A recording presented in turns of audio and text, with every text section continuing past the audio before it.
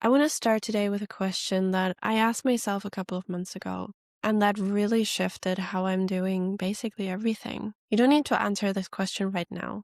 Just sit with it or notice what immediately pops up. Are you truly honoring your energy? Or are you just very, very good at being productive?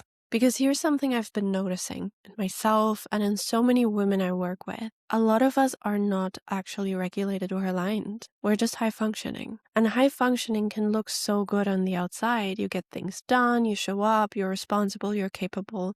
But sometimes underneath all that, there's a quiet form of self-abandonment happening. Hello and welcome back. If you're new here, welcome to my little corner on the internet. My name is Lisa. I'm the founder of Holistic Balance, where we bridge science and spirituality to help you create a life that actually feels good. So when we grow up learning that our worth is tied to performance, productivity becomes a coping strategy. Staying busy keeps us safe. It keeps us distracted. It keeps us from slowing down enough to feel what we actually need. And I want to talk about this today because I've recently made a huge shift in how I work and how I basically approach everything. And with that, how I relate to my energy. So I'm sharing this here and there. I've shared it in some emails if you're on my list. I've shared it in some videos here. I'm actually way less busy than I've ever been, or at least that I've been in a couple of years. But at the same time right now, I am so much more productive. I'm more focused. I'm more present. I have more time for my personal life, for hobbies. If you listen to the podcast that Laura and I are co-hosting that I'm going to link down below, I started baking sourdough bread, which I wanted to do for so long, and it sounds really ridiculous, but I'm pretty sure that a lot of you can relate. It has been on my mind, but I just didn't have the time and the energy for it. Because every minute that I had some sort of energy, I was doing stuff. And so I just didn't have time to do the things that I actually wanted to do without abandoning my business, without abandoning my studies, without abandoning the people around me. So the biggest difference that I'm seeing is not because of discipline. It's not hustling. It's not doing more. It's simply that I stopped overriding myself. So I want to talk you through a few shifts that completely changed how I work, how I plan, and how my nervous system experiences my life. So one of the biggest shifts I made was how I relate to time and goal setting. For years, I planned in 12-month cycles, big annual goals, big expectations. I created my vision board for the year and the following years. Every January, I would set all of these goals and try to squeeze in as many routines and plans and goals because I felt like that's what you have to do, because if not, I'm not gonna do them. That's how I felt. So this year, I'm doing things a bit differently. I read the book, The 12-Week Year, and I'm gonna link that down below. In this book, the author shares how instead of planning for a whole year, you plan for the next 12 weeks. This is really powerful because our nervous system responds best to goals that feel tangible and reachable. 1 year is so abstract. How long is 1 year? Yes, it always flies by and we always feel like, oh, it's such a short amount of time. But at the same time, it's so long. There's so much that you can do in 1 year, but it also allows us to push things further because, like 1 year is long, so you don't have to work on it right now. You can push it a bit further. Let's start in a month with it. 12 weeks, on the other hand, feels very real. It gives you enough time to build momentum, but not so much that everything feels urgent and impossible at the same time. Instead of asking, what do I need to accomplish this year? I ask, what does aligned progress look like in the next 12 weeks? And that single reframe helped me so much. It makes it easier to plan. It makes it easier to reverse engineer. So I have my 12-week goal, and then from there I can build rhythms. I can build monthly rhythms, weekly rhythms, and daily rhythms. And if you're interested in a video talking about that and how I do that, let me know in the comments down below. And any questions you have about how I plan, how I create systems, and we're going to talk about that more, just put that in the comments down below. So the next part and the next shift that happened is way more subtle, and that was patience. This one didn't come easily because I'm naturally a very impatient person. At least that's how I always describe myself. I want results quickly. I want clarity now. I want everything to work out right now. But impatience often is not about ambition, it's about nervous system activation. So when your system is in a subtle state of urgency, slowing down feels like losing control. But when you look back 3 months, 6 months, a year, you realize how much actually changes when you stop forcing timelines, when you stop forcing everything right now. So patience is no longer something passive, it's deeply active. It's the ability to stay present while things unfold. And the next one really helped me with patience, because this leads us into consistency. So many of us believe that change requires intensity right now, daily workouts, perfect routines, all or nothing commitment. But consistency is what actually rewires the nervous system. Going to the gym 3 times a week instead of forcing yourself into daily 2-hour sessions teaches your body, I can rely on myself. And you're going to see progress so much quicker, because let's look at 2 scenarios. Let's look at 2 different people. So person A wants to, let's say, she wants to become fit. So she builds this daily routine, this daily morning routine of lemon water, meditation, reading, going for a run, then going to the gym, doing all of these amazing things that in itself they're amazing. She starts stacking things on top of each other, and she starts building a routine that is so deeply unrealistic because it's too much.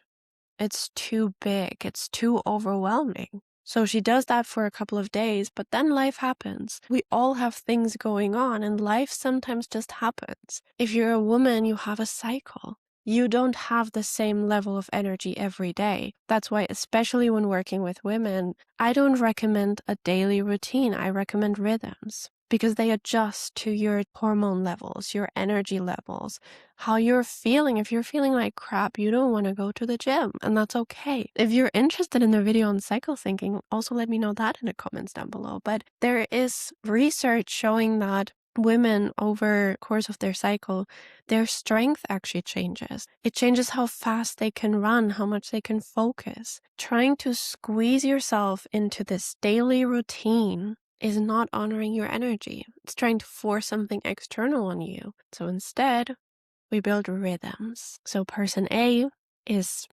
trying to squeeze in everything, trying to do too much. And so she does that for a couple of days, and then life happens and she falls off track.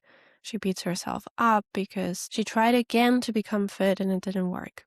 Now let's look at person B. Person B knows all of these things that we just talked about, and knows that life happens, knows that energy is not always the same, knows that she has a cycle, knows that sometimes work requires more attention, sometimes the people around her require more attention. So she builds rhythms and she focuses on consistency. She has this 12-week year planned out. She focuses on progress. She says, okay, I have my 12-week goal. I know the direction I'm going into. So what rhythms can help me get there? And then she sets daily non-negotiables. And that's how identity shifts happen.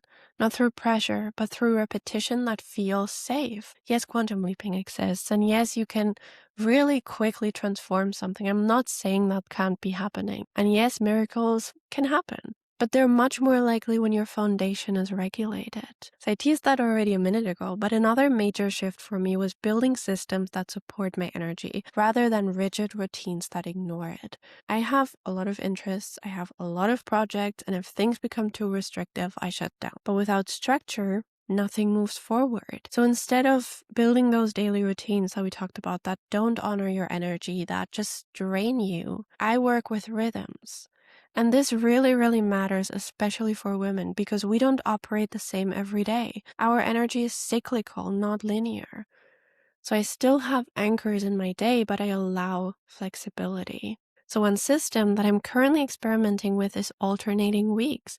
1 week, I focus deeply on one topic, on one personal project. The next week, I shift to another. Then I go back to topic number 1. The reason why I decided to do that is because it removes daily decision fatigue.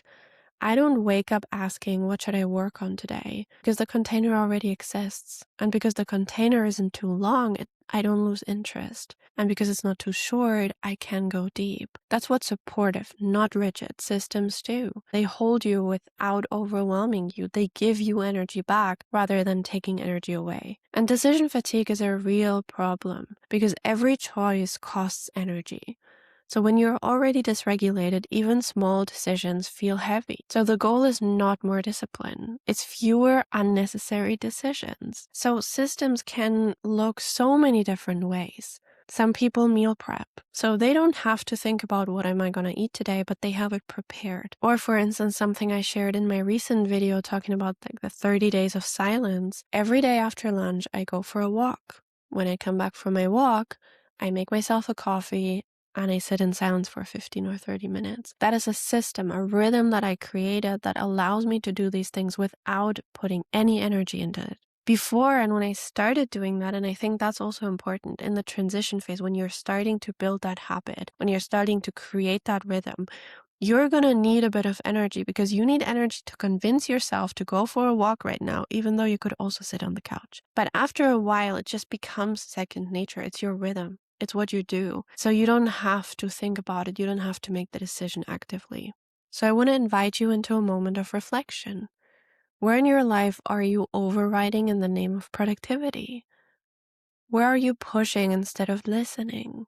And what might shift if you allowed your energy to lead? And this is exactly why I created the Anchor series, which is going to start next week, and I am so excited. Because self-love is not about doing less for the sake of it. It's about self-attunement, learning to listen to your body, your nervous system, your intuition. So over these 7 days, we'll explore nervous system regulation, rhythms, and how to come back into a loving relationship with yourself. You don't need to earn rest. You don't need to prove your worth.